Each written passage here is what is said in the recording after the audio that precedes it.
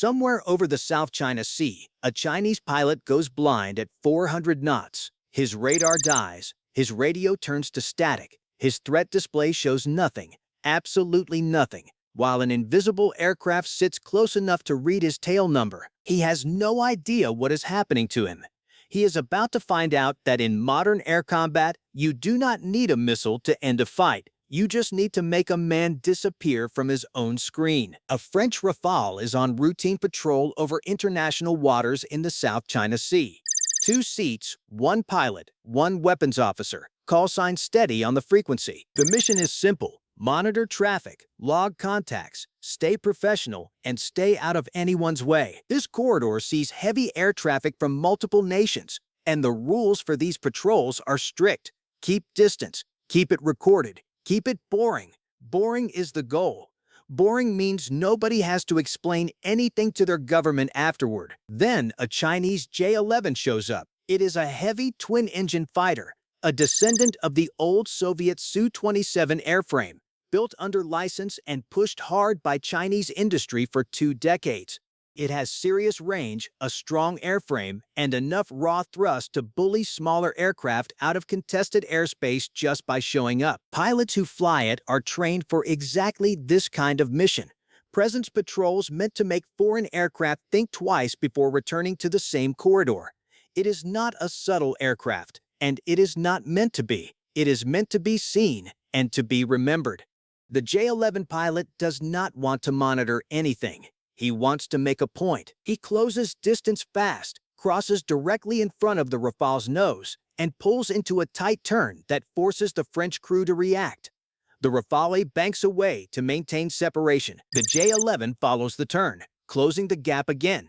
He does it a second time, closer now. Close enough that the French pilot can make out markings on the Chinese jet's fuselage without magnification. This is not an accidental near miss. This is a message sent at 400 knots. The French pilot keeps his hands steady and his voice level. He radios the intercept, logs the time, and requests separation through the standard channel. There is no answer. The J-11 circles wide and comes back for a third pass, lower and faster this time, cutting close enough that the Rafale's collision warning briefly triggers. Inside the cockpit, alarms chirp and go quiet again. The French crew says nothing over the open channel. They do not need to. Every second of this is being recorded, time-stamped and relayed. The weapons officer in the back seat starts building a picture of the Chinese pilot's habits. Every intercept has a rhythm, and this one is no different. Wide pass, tight turn, brief hold, repeat. The J-11 always breaks off at almost the exact same distance, always circles the same direction to set up the next run. Predictability is a gift in this business.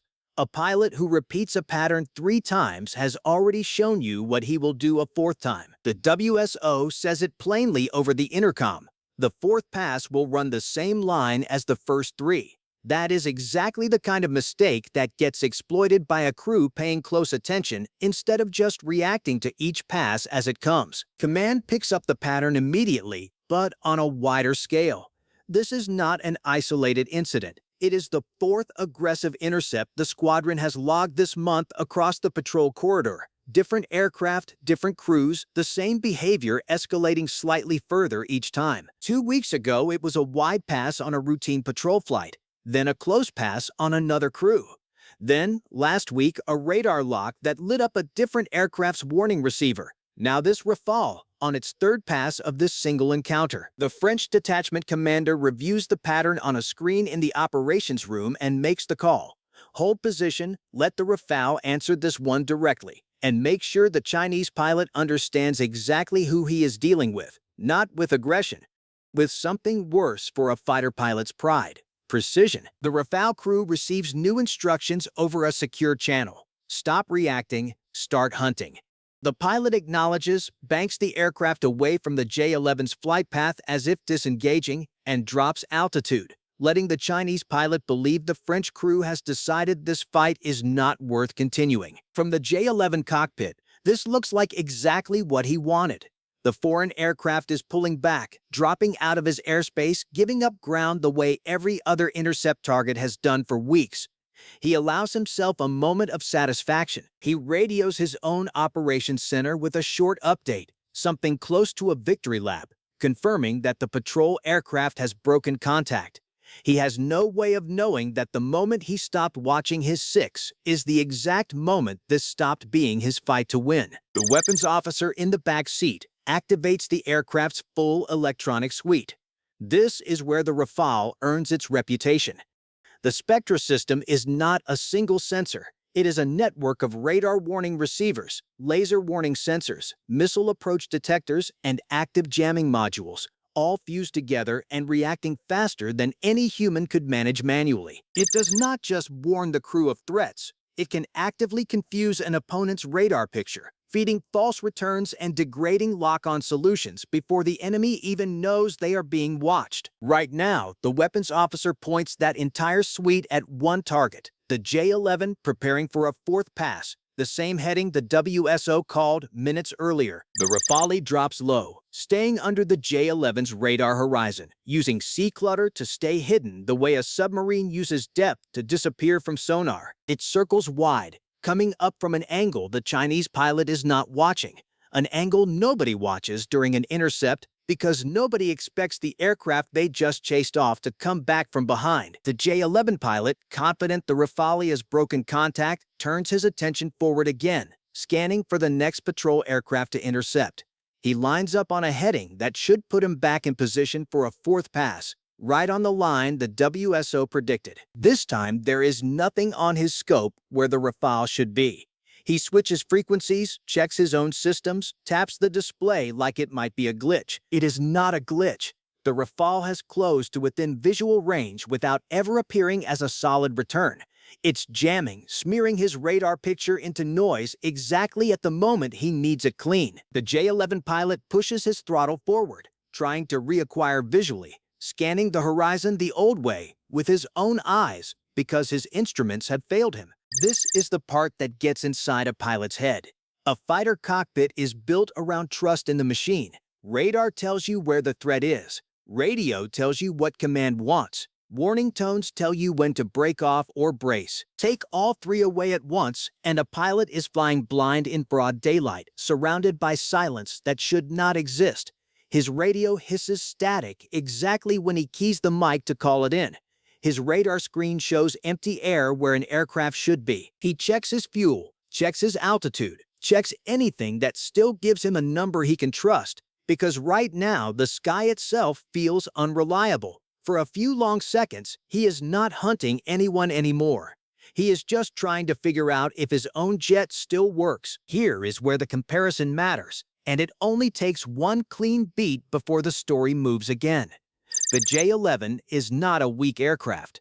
It carries a respectable air-to-air loadout, PL-8 short-range and PL-12 medium-range missiles, strong raw thrust, and enough maneuverability to outturn most fourth-generation fighters in a straight dogfight. On paper, in a pure turning contest, it could give the Rafale real problems. None of that helps him right now. Raw power means nothing if you cannot see your opponent.